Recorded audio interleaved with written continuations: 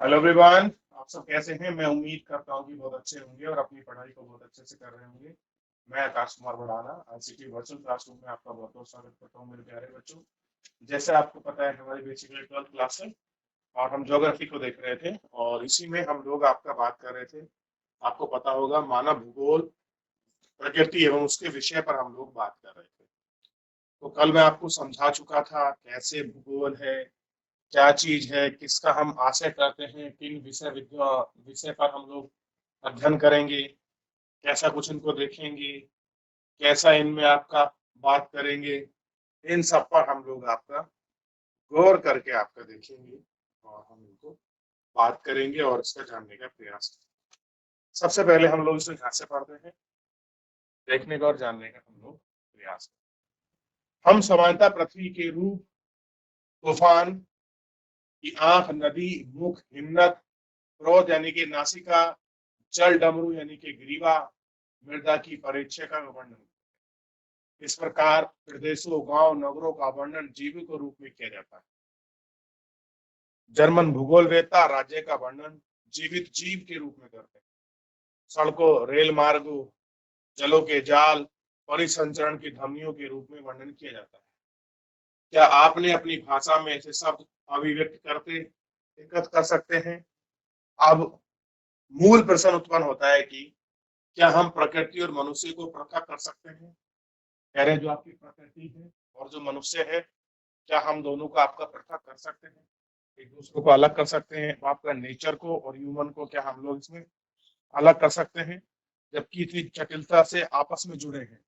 और कह रहे हैं कि अगर आप इनका बॉन्ड देखोगे तो बड़ा इनका कॉम्प्लेक्स बॉन्ड बना हुआ है। नेचर और आपका मानव का जो है आप जो बॉन्ड है वो बहुत एक अलग बना हुआ है। ये कुछ आपकी परिभाषाएं हैं और मेरे हिसाब से तो ये वेरी वेरी इंपॉर्टेंट है। सबको आप महत्वपूर्ण कर लीजिए और आपको ध्यान रखना है। एक आपका परिभाषा है रेड डेल की, ज्योग्राफर हैं ये आपका ह्यूमन, आपका ज्योग्राफी में। और ध्यान रखना ये डेफिनेशन देते हैं कि मानव भूगोल मानव समाज और धरातल के बीच संबंधों को संश्लेषित अध्ययन है। कह रहे हैं जो आपका ह्यूमन ज्योग्राफी है वो क्या करती है, ह्यूमन को आपका सोशलाइज और धरातल के बीच यानी कि समाज, मानव समाज और धरातल के बीच का जो संबंध है उनको संश्लेषित यानी कि फिल्टर करने का जो अध्ययन है, जो काम है, वो कौन करती है? तो ये आपका ह्यूमन ज्योग्राफी, आपका मानव भूगोल करती है। क्लियर होना चाहिए। ठीक, ऊपर देगी परिभाषा में संश्लेषण पर जोर दिया गया। मानव भूगोल अस्थिर पृथ्वी और क्रियाशील मानव के बीच परिवर्तनशील संबंधों का अध्ययन है। कह रहे हैं सबसे पहले जो आपका मानव भूगोल है इसमें और पृथ्वी और आपका क्रियाशील जो मानव है उनके बीच परिवर्तनशीलों के संबंधों का अध्ययन है। ये जो आपका परिवर्तनशील है इनका जो है वो अध्ययन। क्लियर है? ये हमको देखना और इसको दिखा है एनएलसी सैंपल ने, ये आपका दिया है। तो सबसे पहले आप ध्यान दीजिए, इन दोनों परिभाषाओं को बहुत अच्छे से देख लीजिए और बात करिए। ठीक है,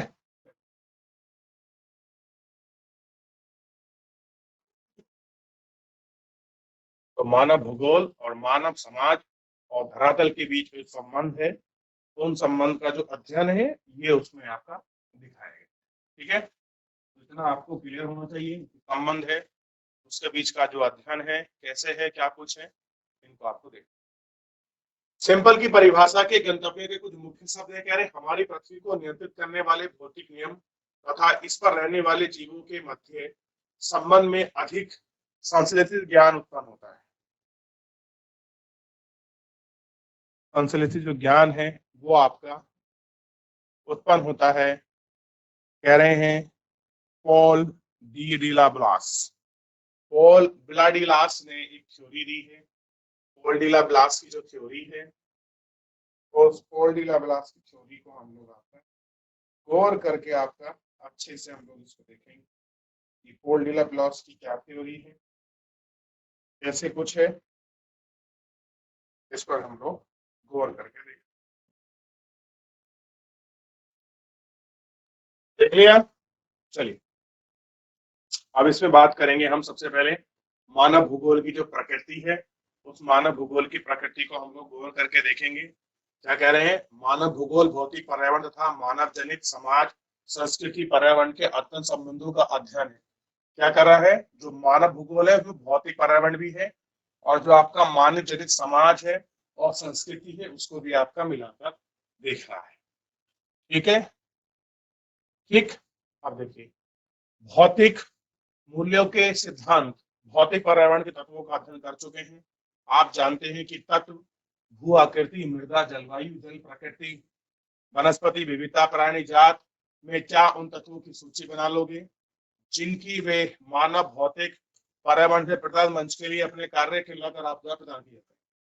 गृह, गांव, नगर, सड़क, रेलों का जाल, उद्योग, पतन आदि में की जाने वाली वस्तु भौतिक संस्कृति अन्य तत्वों द्वारा प्रदान उपभोक्ताओं को द्वारा निर्मित किए गए हैं। जब भौतिक पर्यावरण मानव द्वारा बेहतर स्तरों पर प्रभावित किया है, साथ ही मानव समाज को भी इस पर प्रभावित करेंगे। यानी कि एक दूसरे का इम्पैक्ट और इफेक्ट क्या है उस पर आपका हमेशा पड़ता आया है, और वो प्रभाव हम लोगों को बहुत अच्छे रूप में इसमें आपका दिखाई देगा, और ये प्रभाव को आपको देखना चाहिए और इस पर गौर भी करना चाहिए। कह रहे हैं मानव का प्रकृतिकरण और प्रकृति का मानवीकरण। मनुष्य अपने प्रौद्योगिकी की सहायता से अपने भौतिक पर्यावरण के अंतर्क्रिया करता है। यह पर्यावरण नहीं है कि मानव क्या उत्पन्न और क्या निर्माण करता है, बल्कि यह अत्यधिक महत्वपूर्ण है कि वह किन उपकरणों और तकनीकी की सहायता से उत्पादन का निर्माण करता है। प्रौद्योगिकी की समाज के सांस्कृतिक विकास के स्तर का सूचक होती है। मानव प्रकृति के नियमों को बेहतर ढंग से समझने के बाद प्रौद्योगिकी का विकास कर पाए हैं। उदाहरण के लिए घर्षण और उष्मा की संकल्पना ने, अग्नि की खोज ने हमारी सहायता की है। इस प्रकार डीएनए और आनुवंशिकी के रहस्यों को समझने के लिए, अनेक बीमारी पर विजय पाने योग्य बनाने के लिए, अधिक तीव्र गति से चलने यानी कि विकसित करने के लिए हमें वायु गति के नियमों का प्रयोग करना होगा। आप देख सकते हैं कि प्रकृति का ज्ञान प्रौद्योगिकी की विकसित करने के लिए महत्वपूर्ण है, और प्रौद्योगिकी मनुष्य पर पर्यावरण की बंदिशों को कम करता है। कह रहा है कि आपको ध्यान देना है, जो आपकी प्रौद्योगिकी है वो क्या करती है? मनुष्य पर जो आपका पर्यावरण की जो बंदिश है, जो लिमिटेशंस है, उनको क्या करता है? कम करता है। और ध्यान रखना है, प्रकृति पर्यावरण से अंतोक्रिया की आरंभिक अवस्था से मानव के लिए इसलिए प्रभावित हुआ है कि उन्हें प्रकृति के आदेशों के अनुसार आप क्यों ढकेल दिया है। इस कारण यह है कि प्रौद्योगिकी का स्तर अत्यधिक निम्न था और मानव के समाज विकास की अवस्था में आदिम था। आदिम का मतलब समझते हो? जो आदिम का मतलब होता है पुराना, प्राचीन होना। क्लियर है? क्या कह रहा है कि प्रौद्योगिकी का स्तर अत्यधिक निम्न था और समाज विकास की अवस्था भी आदिम थी। यानी कि जिस तरह से हमारा डेवलपमेंट हो रहा था वो बहुत पुरातन को लेकर, पुरानी चीजों को लेकर हम लोग आपका डेवलपमेंट कर रहे थे। इस प्रकार अंतःक्रिया का पर्यावरणीय निश्चिततावाद, क्या कह रहे हैं? मानव विकास की अवस्था भी आदिम थी। अब कह रहे हैं कि आदिम मानव समाज प्रकृति पर प्रबल शक्तियों के बीच, इस प्रक्रियाओं में अंतःक्रिया के बीच पर्यावरणीय आपका निश्चितवाद कहा गया। प्रौद्योगिकी विकास उस अवस्था में हम प्रकृति की कल्पना कर सकते हैं जो प्रकृति को सुनता है और उनकी प्रचन्नता को भयभीत और उनकी क्या करता है? आपकी पूजा करता है। ठीक, इस दृष्टि से आदिम समाज का संबंध घर के प्रत्येक संबंधों का प्रतिनिधित्व करता है।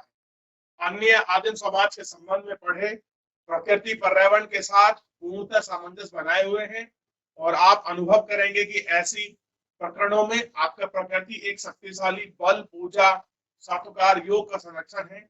सतत उपयोग हेतु मनुष्य प्राकृतिक संसाधनों पर प्रत्यक्ष रूप से क्या है? आपका डिपेंडेंट है, या कैसा है? आपका निर्भर है। ऐसे समाज के लिए भौतिक पर्यावरण माता प्रकृति के रूप में धारण करती है। समय के साथ लोग अपने पर्यावरण और प्राकृतिक बलों को समझने लगे हैं। अपने सामाजिक और सांस्कृतिक विकास के साथ साथ आपका मानव बेहतर और अधिक सक्षम प्रौद्योगिकी का विकास करते हैं। वे अभाव और अवस्था में स्वतंत्रता की अवस्था को अग्रसर हैं। पर्यावरण से प्राप्त संसाधनों के द्वारा संभावनाओं को जन्म देते हैं। मानवीय क्रिया सांस्कृतिक भूदृश्य की रचना करती है।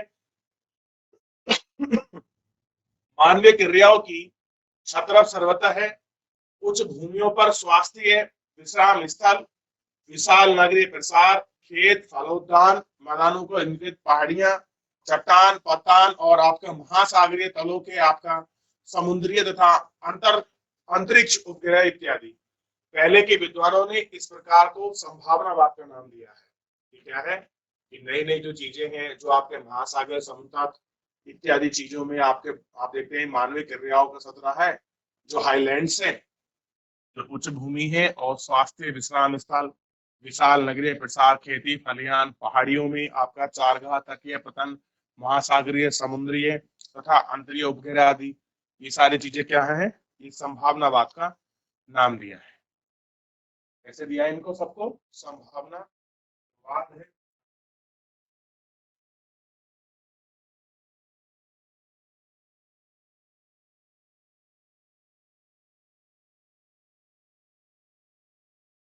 देख लिया? आगे बढ़िए। कह रहे क्या आप कल्पना कर सकते हैं? किसकी कल्पना करने की बात कर रहा है कि आप कल्पना कर सकते हैं, ये आपको बतानी है। ठीक, कह रहे हैं क्या आप कल्पना कर सकते हैं कि ऐसी जीवन शैली कैसे संभव हुई है? यह प्रौद्योगिकी है कि जिसके कारण टॉन्टर्स हार्ट के लोगों ने अन्य जैसे लोगों को प्रकृति द्वारा अध्यारोपित किया है, अधोरोपित पर पीछे पाई है। क्या आपको ऐसे कुछ अंतर्दृष्टि जानने होंगे और उन एग्जाम्पल्स को ढूंढने में कठिनाई नहीं होगी। कह रहे हैं कि एक आपका भूगोल वेत्ता है टेलीग्राफर, इनकी जो टेलीग्राफर की जो अगर थोड़ा सा आप इनको पढ़ोगे इनकी थ्योरी को, तो आपको और अच्छे से सारी चीजें क्लियर होंगी। कह रहे हैं भूगोल वेत्ता टेलीग्राफर ने एक नई संकल्पना प्रस्तुत की, जो कि दो विचारों में पर्यावरणीय निश्चितवाद और संभावनावाद के बीच का मध्य मार्ग परिलक्षित करती है। यानी कि संभावनावाद को और पर्यावरणीय निश्चयवाद को, दोनों बात के बीच के मार्ग को लेकर परिलक्षित आगे चलती है। उनमें से नव निश्चयवाद अथवा रुको और जाओ निश्चयवाद का नाम दिया है। कह रहे कि आप में से जो नगर में रहते हैं, जो नगर देख चुके हैं, जरूर जानते होंगे कि चौराहे पर यातायात का नियंत्रण बत्तियों द्वारा होता है। लाल बत्ती का अर्थ है रुको, एबर यानी कि पीली बत्ती, लाल बत्ती हरी बत्ती के बीच रुककर तैयार रहने का अंतराल है। रेड में क्या होता है, भैया रुक जाओ, ग्रीन में क्या होता है चल रहा, और येलो का मतलब है रेडी रहो कि आप चलने के लिए तैयार हो। हरी बत्ती का अर्थ है जाओ। संकल्पना प्रदर्शित करती है कि ना तो यह नितांत आवश्यक है और न ही स्थिर और न ही नितांत स्वतंत्रता। इसका अर्थ है कि प्रकृति नियमों का अनुपालन करें और हम प्रकृति के विजय पर प्राप्त कर सकते हैं। उन्हें लाल संकेतों को प्रत्युत्तर देना होगा और अब प्रकृति रूपांतरण की स्वीकृति देनी होगी। वे अपने विकास के प्रयत्न को आगे बढ़ाएंगे और इसका तात्पर्य है कि उन्हें सीमा में जो पर्यावरण की हानि ना करती हो संभावनाओं को उत्पन्न किया जा सकता है। अनाधुंध रफ्तार दुर्घटना से मुक्त नहीं है। विकास अर्थव्यवस्था द्वारा चलाएगी मुक्त चाल के परिवहन के हरित गृह, ओजोन आरक्षण, भूमि तापन, पीछे हटती हिमानियां, निम्नीकरण भूमियों का। अब देखिए क्या क्या इफेक्ट हो रहा है। कह रहे विकसित अर्थव्यवस्था द्वारा चलाई गई कुछ आपका मुक्त चाल के परिणाम से हमने डेवलपमेंट के लिए, इकोनॉमिक डेवलपमेंट के लिए कुछ हमने फ्री में चीज उठा ली, उसका क्या हम पर इम्पैक्ट हुआ। सबसे पहले ग्रीन गैस बढ़ गई, ओजोन परत का क्षरण होने लग गया, ग्लोबलाइज जो आपका टेम्परेचर है, वैश्विक टेम्परेचर बढ़ने लग गया, पीछे हटता जो हिम फॉल हो रहा था वो कम हो गया, भूमि आपकी कैसी होगी, मरुस्थलीकरण में बढ़ना शुरू करेगी। कह रहे नव निश्चयवाद संकल्पनावाद ढंग में एक संतुलन बनाने का प्रयास करता है। तो भैया एक हमको आपका बैलेंस आपका प्रकृति और उसके विषय के बीच में आपको बना लेना चाहिए था। देख लिया? ये क्लियर हुआ आपको कि हमने डेवलपमेंट के चक्कर में इकोनॉमिकल मतलब डेवलपमेंट करके कि हम लोग अपनी विकसित अर्थव्यवस्था बनाएंगे और उसका रिजल्ट आप लोग अपने सामने देख रहे हैं। जो संभावनाओं के बीच अपरिहार्य चरण में अद्वैत का निष्फलन है। ड्वेल आपका रिजल्ट हमारे सामने है कि भैया हम डेवलपमेंट भी चाहते हैं और ये सब कुछ करने हमारे सामने है। अब कह रहे समय के गलियारों से मानव भूगोल के टाइम के जो पीरियड में गलियारा है उसमें आपका मानव भूगोल की हम लोग बात, पर्यावरण के अनुकूल व समायोजन की प्रक्रिया तथा इसकी रूपांतरण भारत के धरातल पर विभिन्न परिस्थितियों रूप से पारिस्थितिकीय निकेतन ने मानव में उदय के साथ आरंभ हुआ है। क्या हुआ है? उदय के साथ जो है आपका आरंभ हुआ। देखिए, एक देख लिया। कह रहे पर्यावरण से अनुकूल व समायोजन की प्रक्रिया, इसका रूपांतरण प्रकृति के धरातल पर तफसील के रूप में जानना है और कैसे हमारा पर्यावरण हो रहा है और उप क्षेत्र वाले चीजें जो थी इसका मैं देखिए कि किस तरह से मानव भूगोल की संकल्पना है, कैसे उसकी पारिस्थितिकी है, क्या उसका कुछ हुआ है। तो इसमें मैंने कुछ मानव भूगोल के वृत्त प्रामुद है, उपागम है, मैंने आपको कल लिखाए थे। ठीक है, मैंने खाली ये वाले लिखाए थे, इनका जो एक्सप्लेनेशन है बेसिकली वो नहीं लिखाया था। आप इनका एक्सप्लेनेशन को लिख लीजिए। चैप्टर में इतना कुछ था नहीं, बेसिकली प्रकृति और उसके उप विषय के बीच में मानव संबंध को बताया है, किस तरह का संबंध है, क्या उसको हम निश्चयवाद कहा है, क्या उसको संभावनावाद कहा है, इसी पर आधारित सारी चीजें थी। ये आपको थोड़ा सा गौर करना था और आपको ध्यान रखना था कि कहाँ कब निश्चयवाद है, कम कहाँ पर आपका संभावनावाद है। ये थ्योरी को थोड़ा सा अगर आप ध्यान में रख के चलते हैं तो सारी समस्याओं का समाधान बहुत ही इजीली हो जाएगा। क्लियर है?